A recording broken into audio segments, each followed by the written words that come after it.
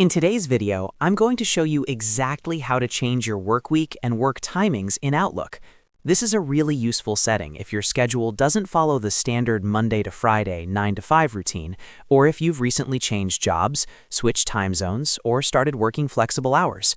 Updating this correctly helps Outlook display your calendar more accurately, improves scheduling suggestions, and makes meeting planning much easier.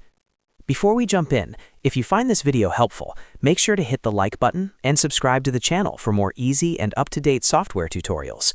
Alright, let's get started. First, open Outlook in your web browser or desktop version where you normally manage your email and calendar.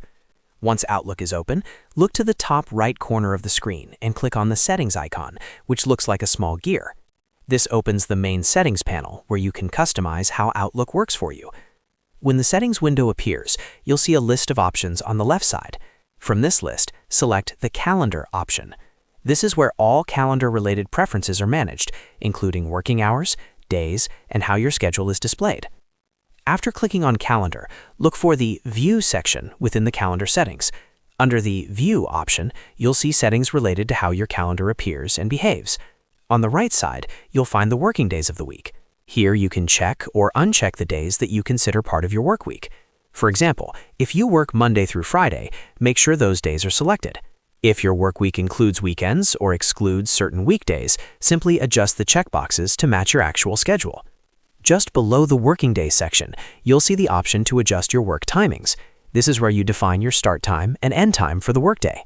Click on the drop-down arrows to choose the hours that best reflect your daily schedule. For instance, you might start at 8 a.m. and finish at 4 p.m., or maybe you work later hours, like 11 a.m. to 7 p.m. Setting this correctly helps Outlook suggest meeting times that fit within your availability and visually highlights your working hours in the calendar. Take a moment to review your selected days and times to make sure everything looks correct. Once you're happy with your changes, scroll down to the bottom of the Settings panel and click the Save button. This step is important because your changes won't apply unless you save them. After saving, Outlook will automatically update your calendar to reflect your new work week and work hours. And that's it. You've successfully changed your work week and work timings in Outlook.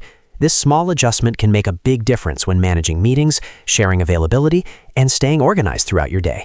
If this tutorial helped you, don't forget to like the video and subscribe to the channel for more Outlook tips and step-by-step software guides. Thanks for watching, and I'll see you in the next one.